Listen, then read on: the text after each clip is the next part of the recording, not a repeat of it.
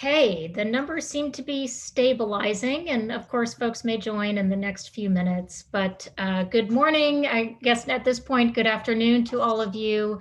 Thank you so much for being here. Again, I'm Dina Fidas, the Managing Director and Chief Program and Partnerships Officer here at Out and Equal. This is a session that I'm deeply passionate about and is deeply personal to me. I never like an easy answer. And I think life is full of complexity.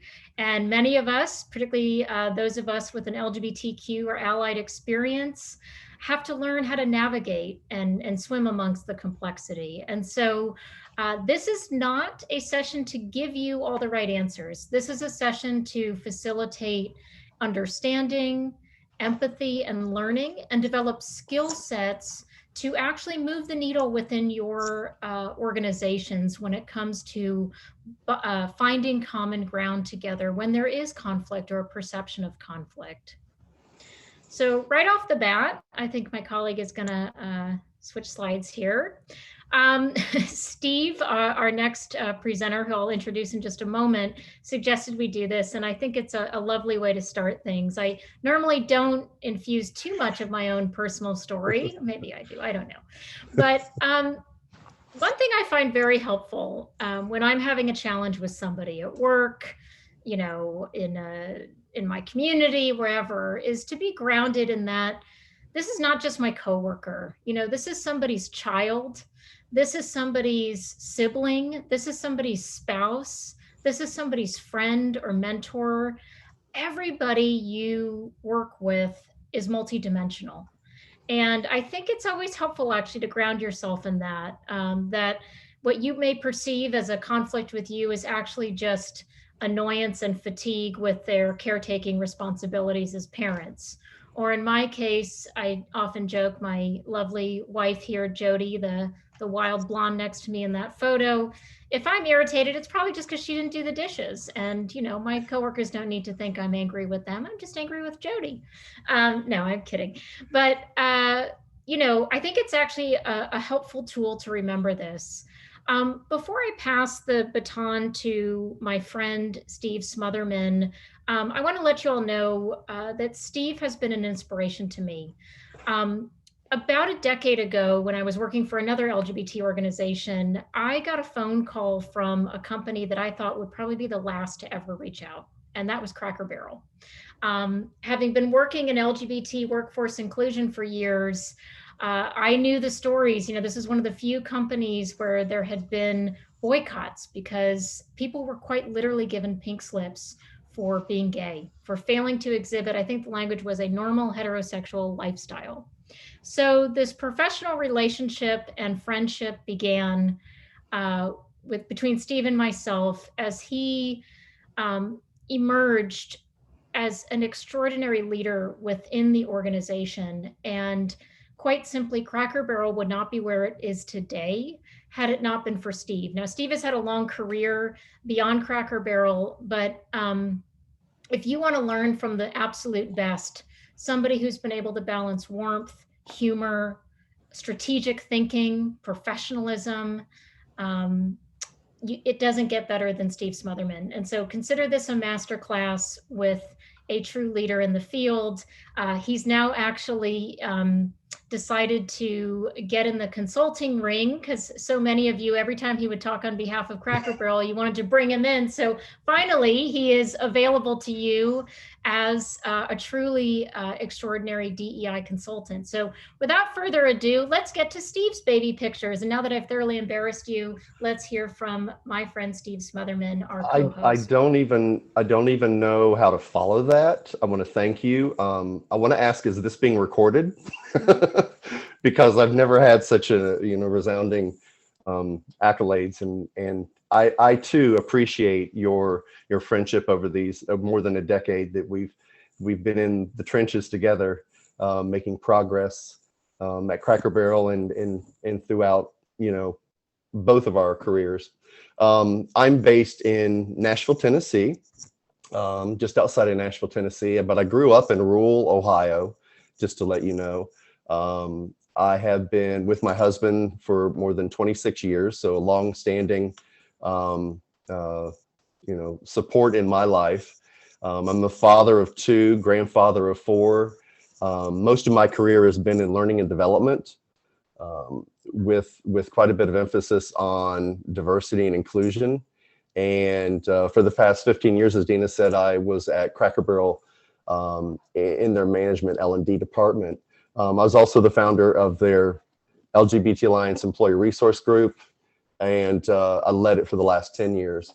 I'm also a member of the Human Rights Campaign Business Advisory Council, so I am honored to be on there and support the Corporate Equality Index and make recommendations for that.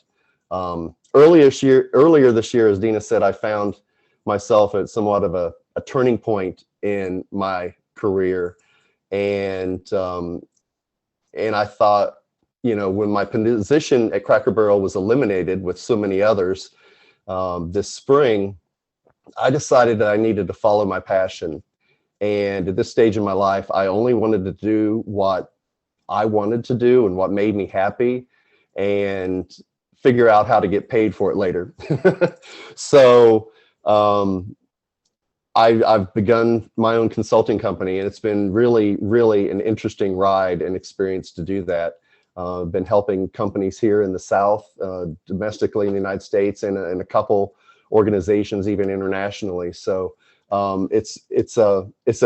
your career path is never usually a straight line. It's usually full of opportunities and twists and turns, and you just have to be able to seize those moments to make the best of the ride. So, but I'd like to pass it on now to someone who I hold in very high esteem and enjoy working with, which is Madeline. Are you on there, Madeline? I'm here. There you are.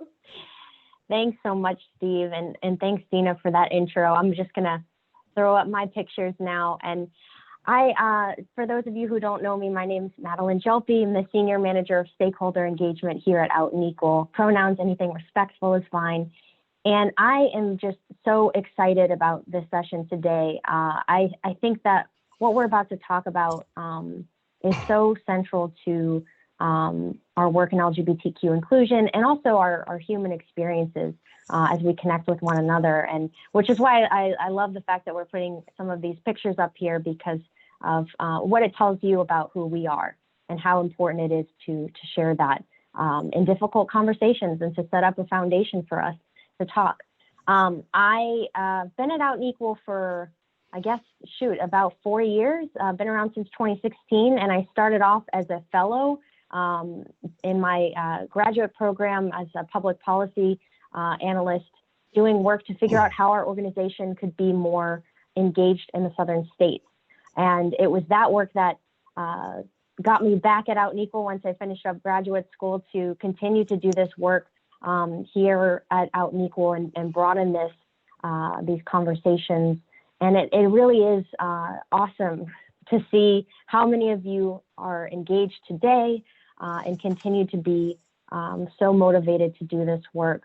Prior to Out and Equal, I was a crisis counselor for families and youth. And I think that I bring a lot of that perspective into this conversation and building common ground, because so much of it requires us to get at the heart of who we are. So anyway, I'm so happy to be here today, and just looking forward to the conversation we're going to have. So I'm going to turn it back over to Dina Fidas, who's going to share a bit more about what we're talking about today. Thanks, Dina. Terrific. Thank you so much, Madeline and Steve. So let's start with this foundational question. What does it mean to build common ground? I have to say, often, while that's a turn of phrase we use, building common ground, often the skill set is actually locating the common ground or making it apparent and visible to both parties. It's usually right there under your feet. In other words, in a workplace, you actually are typically moving towards the same goal or goals. People want agency, they want to be trusted, they want to be respected, they want their work acknowledged, they want to feel that they're welcomed in their environment. And where we sometimes go astray is that we pursue those things in different ways, and we pursue them in ways that might bump up against other people. And so I think when we recognize very fundamentally that we are actually often working towards the same goal, that can fundamentally shift everything from a peer-to-peer dialogue to a manager or employee or leadership negotiation. And I actually mean quite literally even a negotiation. You know, if you've been in the position of hiring somebody and you approach that seemingly adversarial negotiation, you know, salary, benefits, et cetera, if you take out that framework that we are adversaries competing for resources, and you impose a different framework that says we both want the same thing. We want to bring you into this organization. We want you to feel valued and respected, and we want you to stay with us and bring your full talents to everything you do. That's exactly what the job seeker wants, and that's exactly what the hiring manager wants. And that in and of itself can change your body language in a conversation. It can change how you look at the resources available to you. All of this matters. You know, one thing that I joke about, having been in DEI for some time, what do we know when there's, you know, offense in the workplace? When somebody's been offended or when somebody's upset, we often say intention doesn't matter. It's the effect it had on somebody. Well, I'm here with a bit of tongue in cheek to say that intention does matter. It's not to say that that's an excuse should we're really talking about, you know, a bona fide harassment claim, but in the workplace, we need to give each other grace. We need to recognize the full person. And this happens it can even happen in formal settings. Some of you may have even heard our friend of the organization, a man who has done so much for the community. As Halsey Cook was speaking this morning, he said the word lifestyle. And some of us heard it in the context of, you know, he was talking about a full range of diverse experiences people bring to their work. But a few folks chatted me and said, well, wait a minute, he just used the word lifestyle. That's sort of a no-no. And so let's look at the sum total of the person, you know, and think through what did he intend? I think that he was listing off everything from, you know, doesn't matter how you dress, what your hairstyle is, what your lifestyle is. If you're a Colts fan or a Browns fan, you know, you're welcome here. But it's also important to give space for those who said, well, wait a minute, actually, that's a word that's been used really to isolate LGBTQ people. So I do think it's important to recognize the context and the history and overall relationship we have with a person, not just a moment in time. Now let's move to the next slide. All right, the other piece here in terms of navigating how we uncover common ground is that we all have equal respect for one another, hopefully. You know, we have friendships and relationships at work across tiers. And in the same breath, there are power dynamics at play. There are roles, and there are going to be some different obligations. You know, someone coming out to me as a friend or a peer means something different than the fact that I am, for example, a C-suite leader here at Out and Equal. So for example, if somebody comes to me and says, you know, I want to let you know that I intend to transition, I actually have an obligation to deeply understand and convey my organization's values in that moment. I would think that managers such as myself, leaders such as myself, should have some foundational awareness of what we have to offer in terms of our health insurance benefits or in terms of protocols to support a trans employee. But be aware that in any given scenario, your roles, your obligations, and to some degree, even your ability to influence, it's going to vary. You may have to engage some higher ups in a process, but also none of us are left off the hook. We all have a sphere of influence, no matter our place in an organization. And sometimes your sphere of influence can be summed up by your ability to relay support and human kindness to a fellow coworker. So with all of that in mind, let me turn now to Steve, who's going to give us some more concrete examples from his time at Cracker Barrel. So thank you, Dina. And, I think this scenario, this story that I'm going to share with you all, this example, is something good about finding a good example about finding common ground. I think we all would agree that there is somewhat of a stigma around Cracker Barrel as being viewed as less than progressive in the area of LGBT inclusion. And as Dina had mentioned, people were terminated in the early 90s for only the reason of that. I can say that over the past 10 years, a lot had changed. A lot of leaps have been made. The ERG was part of the groundbreaking force behind that. But we had many, many, many obstacles and challenges along that journey. One such issue was just last year. And even after being around and being successful for more than a decade, we still face challenges that we had to address as a group and as leadership of our team. So let me just say the first thing, as you see in this picture, is rocking chairs are an iconic product for Cracker Barrel. I mean, they're a huge seller, but they're also on the front porches if you're familiar with our Cracker Barrel's businesses. And I mean, on average month, more than 10,000 of them are sold.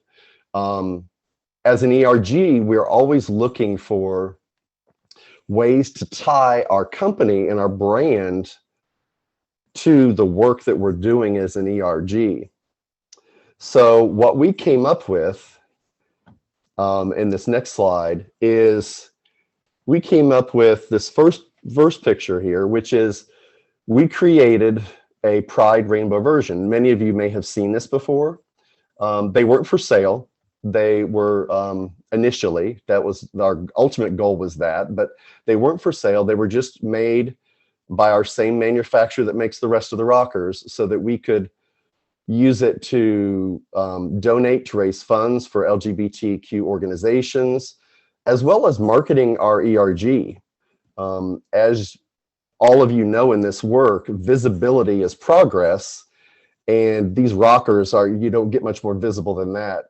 We rode that success for a couple of years, and then we thought, okay, what are we going to do to up that? And after a couple of years, and we decided, let's make a big version, a massive version, which is what you see in the second and third photo here. This was in 2018. The first place we took it was to the Out and Equal Summit actually in Seattle. And this rocker was purchased out of the ERG's budget. It was a big chunk of that budget for that year. But it was worth every penny, and it was marketing gold. When we had it at the summit in Seattle, it really, and we emphasized when people were taking pictures, hashtag Cracker Barrel, and we took over social media with that. Each time we encouraged people to take pictures and so on and so forth, and it really took off. It was a hit. We were even allowed to display it in our lobby when we got back to Nashville, where we had earned an ERG of the Year award at the Out and Equal Summit. So, and it stayed there for over a month. So every vendor that came through the doors, every applicant that came to be interviewed at our corporate office saw it. So it was a powerful, powerful message without anybody even standing there. So here we cycle to the next year, and don't go yet. Don't go yet. Back up one. Thank you. And we decided, okay, let's take this. This has been an experience, very powerful, and we were all geared and slated to take it to Washington. When about a month before the summit in Washington, I got a phone call. We were contacted about the company was asking, can we take that rocker to our manager meeting? our all manager meeting, which is a big event. It doesn't even occur every year, of more than 1,200 leaders and managers from across the whole organization and across the country in Orlando. And we said, well, absolutely, that's a breakthrough. That's visibility, that's progress. So we figured out the logistics, which was tight, because this manager conference in Orlando was, about a week ahead of the conference or the summit in Washington, D.C. And so we had to go from Nashville to Orlando, and then we had to manage to get it to Washington, D.C. And we were determined, and we got that through. But there was a week before the manager conference in Orlando, I received a phone call that it was going to be sent to the manufacturer to be touched up. There were a couple scuffs, and I said, okay, that sounds great. A couple days passed, and then I received a rather frantic phone call that someone was alerted by the truck driver that went to pick it up when it was finished, that it had been painted completely white. That literally the labels had been all removed, the rainbow colors had been all removed, and it had been painted completely white.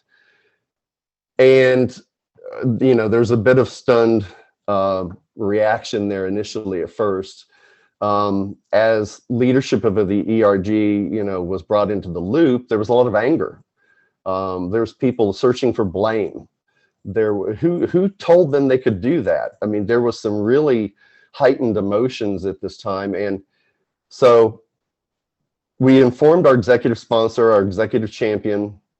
I took an overnight to really try to formulate exactly how to address it and calm myself down and other people down a little bit. And it was very perfectly clear what we needed to do.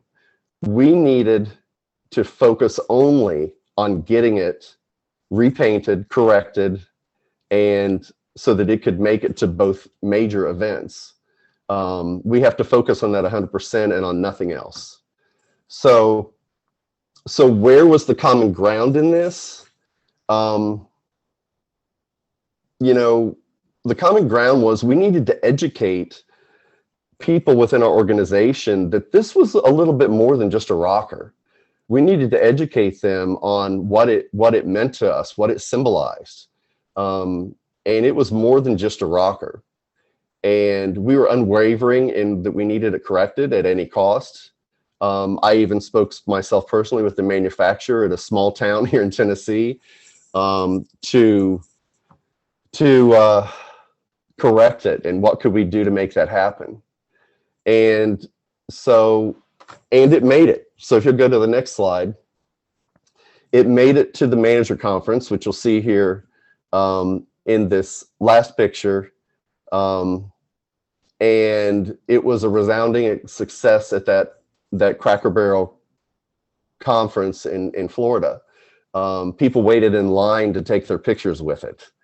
And it was a very powerful, message and for the company to make. And it definitely was a great visibility piece. And because it made it there and it was totally repaired, it also made it to the summit, which is the next slide. It was a bigger hit than ever.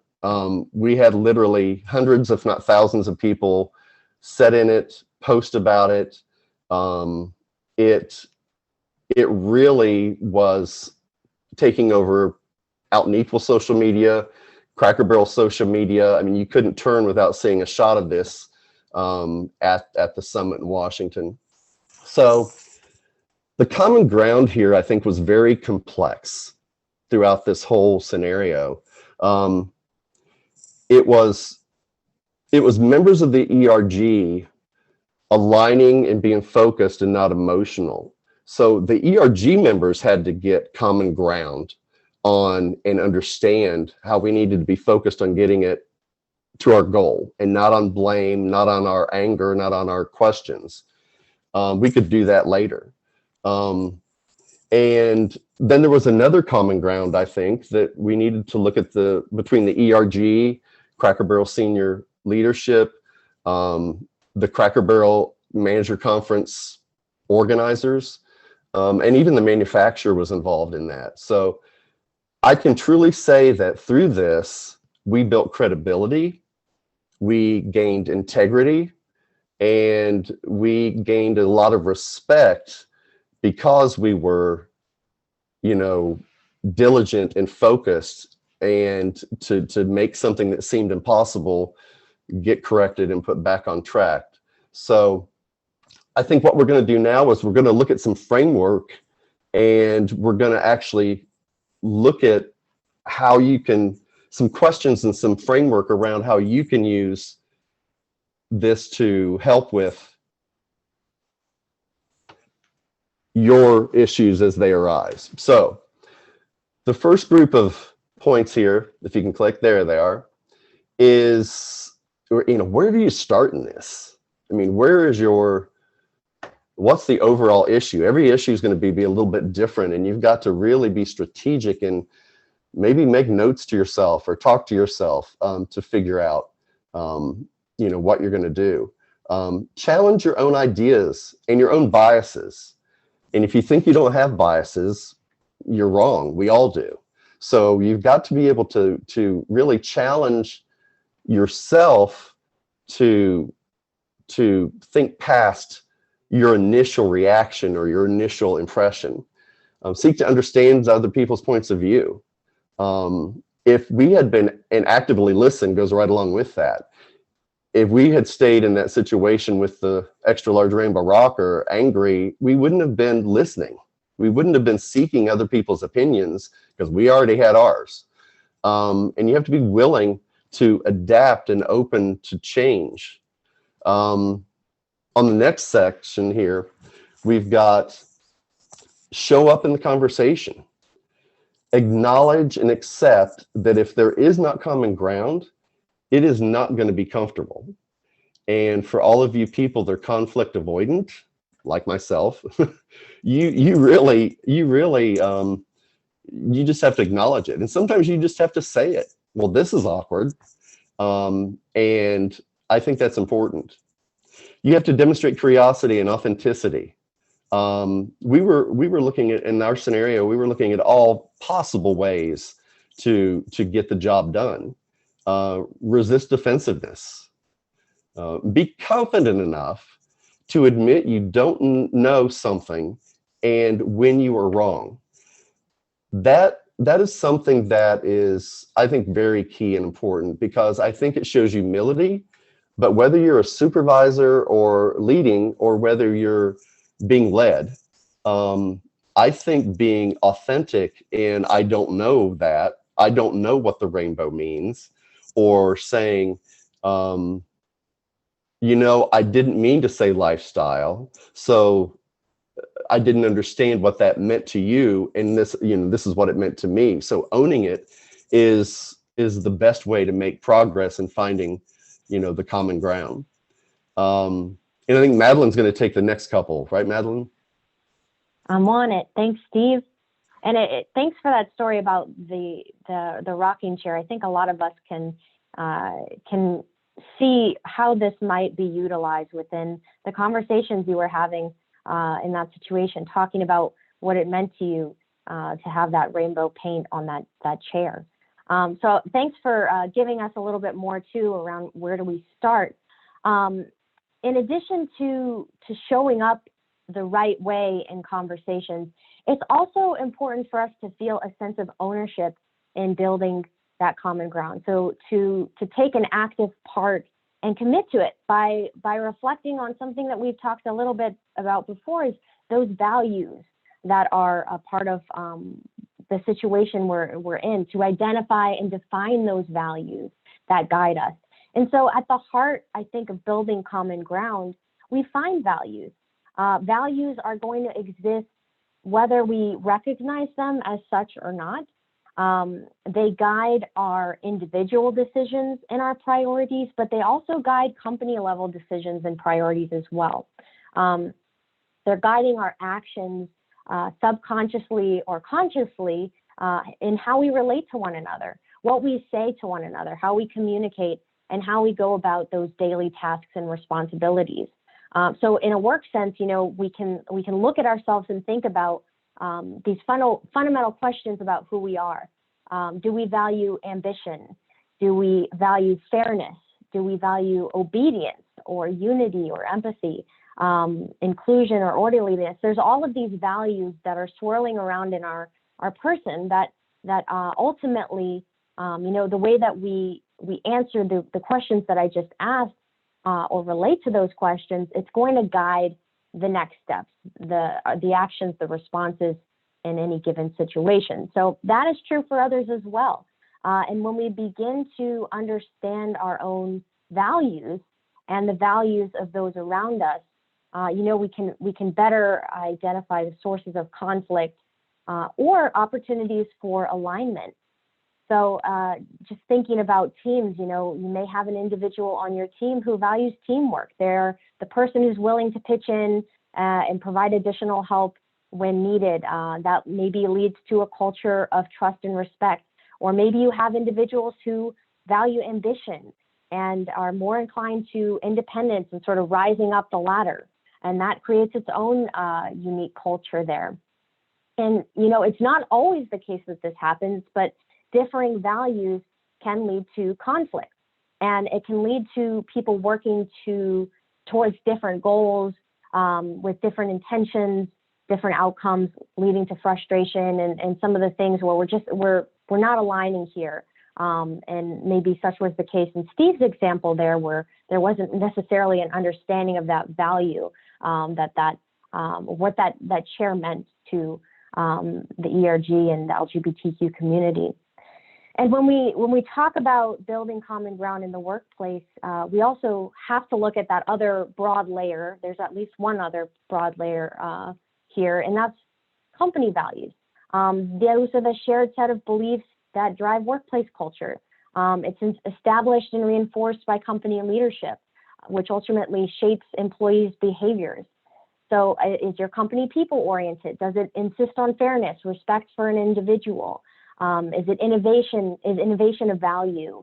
Does your company encourage people to experiment or take risks? Or is it attention to detail and precision that's important? How do we solve problems at our company? And, of course, there's no true right or wrong there, but they do dictate how our organizations are run, how behaviors are enforced, and how decisions are made. So when we're thinking about building common ground in any given situation, we have to think about the values that are influencing someone's decisions or behaviors. We have to pause and reflect internally, what are our values? How do we define those? What values are being brought to life in this given situation? Where do they come from? Are they aligned with mine? Are they aligned with the company? And how are they, again, influencing those priorities and behaviors? And then, of course, there's that next question, which we'll touch on in these scenarios, is what can I do to better understand and build alignment between my values and someone else's? And of course, that's where the commitment is required, where the empathy and some of those pieces that Steve was mentioning just a moment ago are start to come into play. And that also leads to my next point here. Another important piece in building common ground is identifying areas of connection. It's important to find simple common ground, to find small things at first to build upon, to more deeply understand an individual and where their ideas and thoughts come from. So I mentioned I worked in the field of mental health as a crisis counselor prior to my role at Out and Equal, and this piece was central in a lot of the relationship work that we did. You have to start by building rapport with others, especially with those who are in conflicting parties. So demonstrating curiosity and flexibility in your thinking, analyzing the roots of a situation and an individual and what shapes their internal working model and their framework. And so through that, we then build an appreciation for the other person and at least understand their perspective. Where does it come from, even if we disagree with it? That appreciation we build for one another, it creates greater authenticity, trust. We can tackle those harder conversations, and we're more likely to be able to work together to find a solution or reach common ground because we have more to stand on, more tools to work with. So on this slide, we've added a few questions and conversation starters to think about in building that rapport. And of course, this is not going to work in all situations, but it gives you an idea of how to get started, thinking about maybe how to approach others, at least in your thinking. So now that we've offered some guiding tenets to think about in building common ground, we're going to ask you to put some of these concepts into practice. And of course, as Dina mentioned, we want you to also think about what you would do here and build those solutions together, and what does work in these situations. How would you approach this, and what would you apply to aid in building solutions? So I'm going to turn it back over to Steve now, who's going to help set us up for that next piece now. So over to you, Steve. Okay, great. And as you look at all of this, it seems very complex, and it is. I mean, you've got to look at a lot of different angles and in a lot of different ways. And you've got to think outside of maybe your comfort zone or your norm. So what we're going to do next is we're going to allow you the chance to actually practice this. So we're going to break into some subgroups, and you'll be in groups of 4 or 5 roughly. And you're going to have a link in your chat that's going to take you to a scenario. That scenario there's actually going to be 2 scenarios. So it's important when you initially go here in just a moment into the breakout room, pay attention to what group number you're in. If you're 1, 3, 5, 7, 9, etc. in the odd numbers, do the scenario 1. And if you're in the even group numbers, 2, 4, 6, 8, 10, please complete scenario 2. You're going to be assigned the session. You're going to go into it.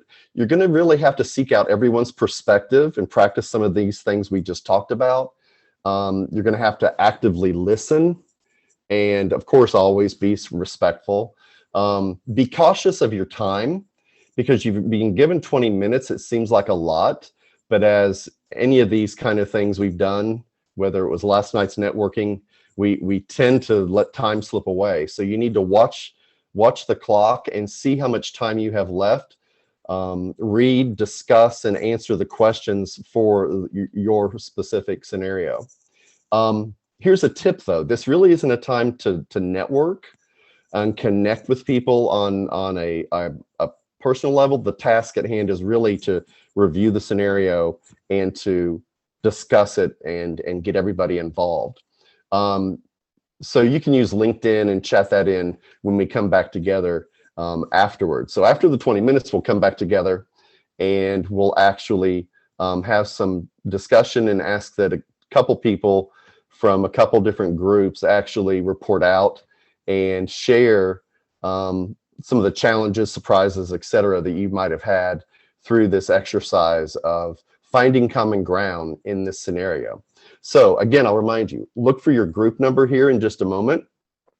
Pay attention to that and have fun. Think outside of the box and think of it in a different way than maybe you would have typically. Yes. So great. I hope you all had a great experience with dealing with those scenarios and working through those questions and having some really, really valuable discussion. So we're just going to say, how did it go? And what the first question that we're going to ask here is somewhat of a recap,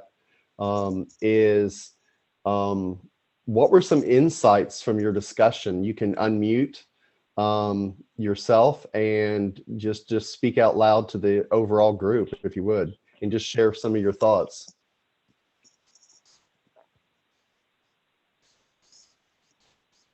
Anyone?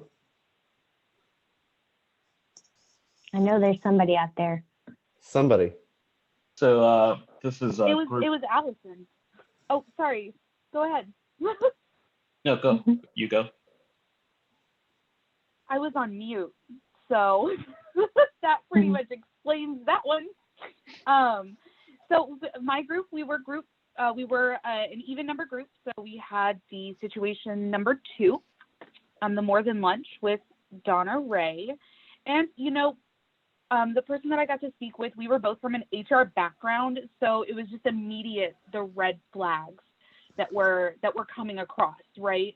When you start with Kaden addressing it with HR and then bringing it down, and working with the team to address their pronouns, and then having somebody not address their pronouns actively in a meeting, I mean, that's a sign of disrespect at that moment. And so then once you get past being told, you have to do it this way, this is an area that I thought there was an opportunity for that storytelling, right? If Donna Ray, after that conversation with HR, had expressed that, hey, this was supposed to be humorous and I'm sorry if I offended somebody, Donna Ray could have avoided the following paragraph where she felt reprimanded and reluctant, and she might have, even kept doing her lunches.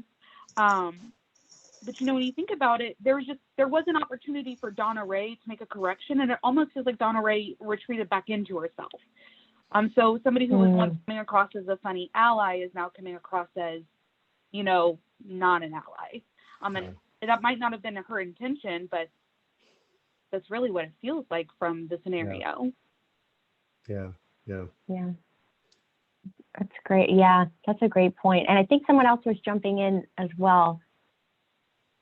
Yeah, so this is from group 5. We had the first scenario of the CEO and his pet organization, if you will, that he wanted to support, that, as it turned out, weren't being inclusive to the LGBTQ plus community. So some of the things that we talked about in the group is, first of all, this is an opportunity to really ensure that his allyship is not only in word and deed, but in action. So the opportunity for, as we've been talking about today, is a level of grace, and then that service of education. So actually going to him and saying, hey, here's this thing out there. Here's your opportunity to address it, and this is why it matters to us. And then the other thing that we talked about is, it overall, if he responds in kind, this gives the organization the opportunity to take DEI just from the words on a page or initiatives to true action. So, yeah. Very true. Hi, this is Michelle. I'll add about group 2. Well, we were an even number group. So our immediate reactions were a lot of discomforts. Some of the key issues we talked about were about maybe heterosexual privilege, really Donna Ray being flippant and dismissive and insensitive. There were really a lot of areas of common ground that we talked about, such as, both Kaden and Donna Ray really want to be liked and accepted. It appears that Donna Ray in general and historically wants to be helpful, and they're both uncomfortable, right? So now we have a situation where Donna Ray is uncomfortable and Kaden is uncomfortable. So that's the places where they connect. We weren't exactly sure about who we were in this scenario, so it really depended on our role in that case. But if we were on that team, we have one member on our team that has a partner who uses they, them, theirs. And so this team member would have taken Donna Ray out to lunch and said, hey, you've been so helpful to me. Did you know that my partner has pronouns of they, them, their? And this is how this comes across, and help to educate and really bring Donna Ray along. And then another point that we talked about is just whoever we are in this scenario, going back to Kaden and making sure that Kaden is okay, right? So there's a lot of focus on what Donna Ray's doing, but making sure that Kaden knows that they have an ally in this scenario, and then if necessary, escalate it to ensure that this behavior. So obviously you didn't feel like you had all the information that you needed. And I would guess in in both scenarios, you probably wanted to know more information to really, before you try to address it. But in reality, you hardly ever have all the information you need, and you need to seek out, important things. But at some point you have to be able to just take action. If you wait until you have all the information, you'll never do anything.